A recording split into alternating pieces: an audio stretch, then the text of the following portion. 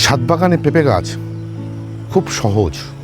তার কারণ আমি আমার ছাদ বাগানে পেঁপে গাছ করতে পেরেছি এবং কি করে করতে পারলাম সেটাই তুলে ধরবো আজকের ভিডিওতে।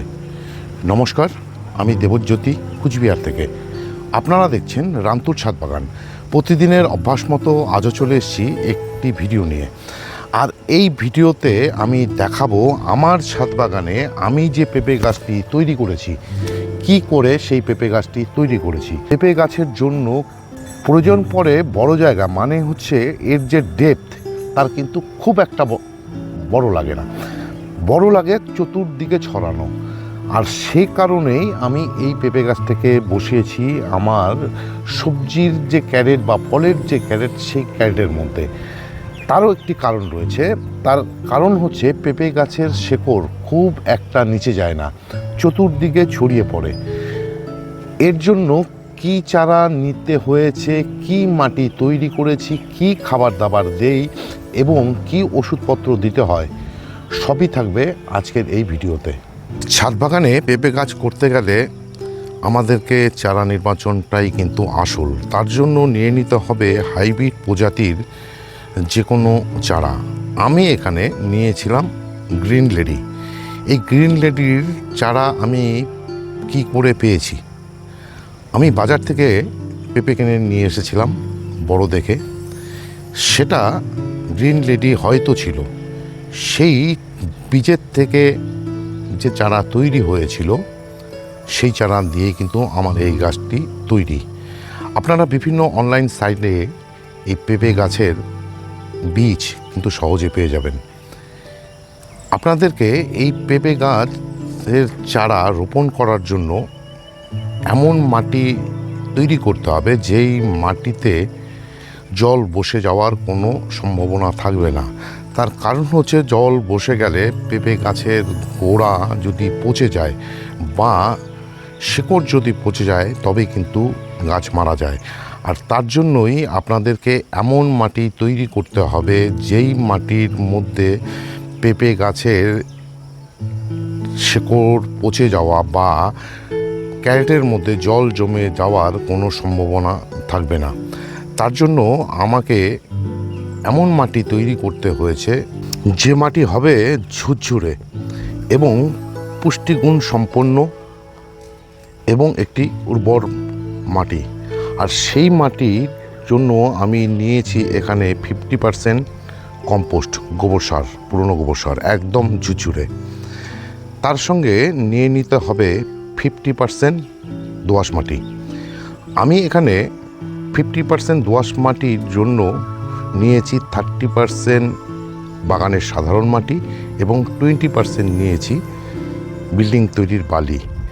তার সঙ্গে মিশিয়ে দিয়েছিলাম আমি ট্রাইকোডার্মা ভিরিডিটি। মানে এখানে প্রায় 20 টবের মতন মাটি রয়েছে, তাই 40 গ্রাম নিয়েছি আমি ট্রাইকোডার্মা ভিরিডিটি এবং নিয়েছি একটি ক্যারেট। এই ক্যারেটের মধ্যেই আমি মাটি ভরে দিয়ে পেঁপে গাছ বসিয়েছিলাম জানুয়ারি মাসে। শুধু আপনাদেরকে দেখতে হবে এই মাটিতে যেন জল বসে না থাকে। কিন্তু আবার গ্রীষ্মকালে পেঁপে গাছের জলের চাহিদা কিন্তু প্রচণ্ড থাকে, যার জন্য এমনও হতে পারে যে দিনে হয়তো 2 থেকে 3 বার আপনাদের গ্রীষ্মকালে জল দিতেও হতে পারে। আমি আমার এই যে পেঁপে গাছটিকে বসিয়েছিলাম এবছর 2026-এর জানুয়ারি মাসে, আর আজকে জুনের একদম শেষ মুহূর্তে এসে পৌঁছে গেছি। তাতেই গাছটিতে দেখুন এই 6 মাসে গাছে কিন্তু এইভাবে ফল ধরেছে এবং গাছে কিন্তু ফুল আসতে শুরু করেছে এবং সেই ফুলের থেকে ফল হতে শুরু করেছে। আমি এই পেঁপে গাছে কি খাবার দিই? আমি এই পেঁপে গাছে খাবার দেই মাসে একবার করে কম্পোস্ট। সে ভার্মি কম্পোস্ট হতে পারে বা পুরনো গোবর সার যেটা, সেটা হতে পারে, সেটা দিই। এছাড়া শীতের দিকে যেটা করেছি, মানে গাছ বসানোর পর আমি এপ্রিল মাস পর্যন্ত গাছের শস্যের খোল জল ব্যবহার করেছি। বর্তমানে গাছে যেহেতু ফুল ফল আসতে শুরু করেছে, মানে যখন থেকেই আমি পেঁপে গাছে ফুল দেখতে পেয়েছি তখন থেকে কিন্তু আমি গাছে একটি খাবার চালু করেছি, সেটা হচ্ছে তরল খাবার। সেই তরল খাবারটি হচ্ছে 1 লিটার জলের মধ্যে 2 গ্রাম 05234, তার মধ্যে 1.5 ml বায়োভিটা এক্স আর 1 গ্রাম নিয়ে নেই বোরাক্স মানে সোহাগা। সেই জলকে ভালো করে ডাইলুট করি অন্তত 10 মিনিট ধরা। সেই জলকে আরও 1 লিটার জলের সঙ্গে মিশিয়ে আমি গাছের গোড়াতে দিয়ে দেই 15 দিনে একবার করে, এবং এই খাবারটি কিন্তু চালু রয়েছে। এই খাবারটি দিয়ে দেওয়ার ফলে গাছের যে ফল সেটা পড়ে যাওয়ার ভয় থাকবে না, এবং গাছের মধ্যে পটাশ দিয়ে দেওয়ার ফলে গাছের ফল যেমন দ্রুত বৃদ্ধি পাবে, ফলের আকার সুন্দর হবে, এবং বোরাক্স পটাশ বা 05234 দিয়ে দেওয়ার ফলে গাছের যে পরাগায়ন সেটা কিন্তু ভালো হবে।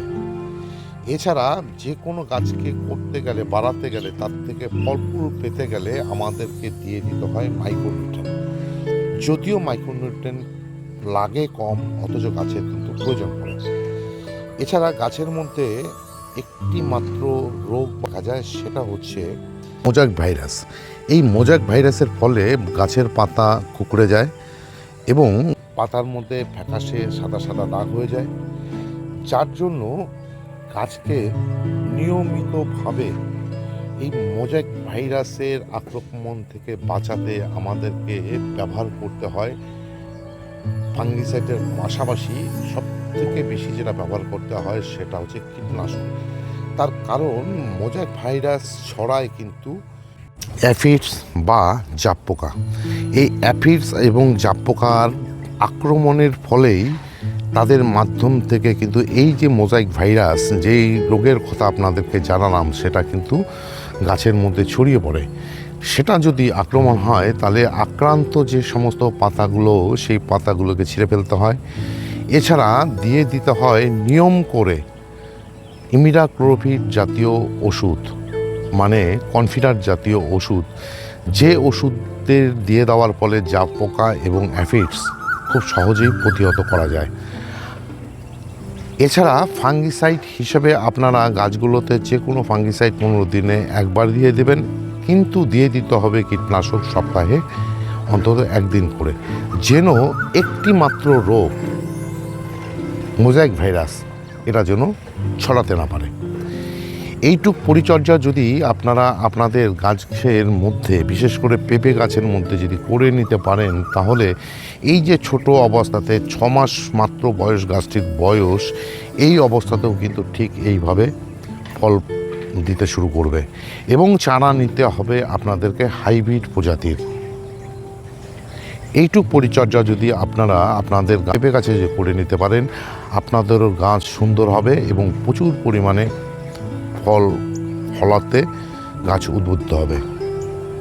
আর এটাই ছিল আজকের ভিডিও। ছাদ বাগানে পেঁপে গাছ কিভাবে করা যায়, তাতে কি কি সমস্যা দেখা দেয় এবং সেই সমস্যার থেকে কি করে মুক্তি পাওয়া যায়। আজকের এই ভিডিওটি যদি ভালো লেগে থাকে বা ইনফরমেটিভ বলে মনে হয়, তাহলে একটি লাইক দেবেন, কমেন্ট করবেন, এবং এ ধরনের নিত্য নতুন ভিডিও পেতে চাইলে আমার চ্যানেলটিকে অবশ্যই সাবস্ক্রাইব করে নেবেন। কেননা প্রতিদিন দুপুর 2টোয় আমার এই চ্যানেলে কোনো না কোনো ভিডিও চলেই আসে।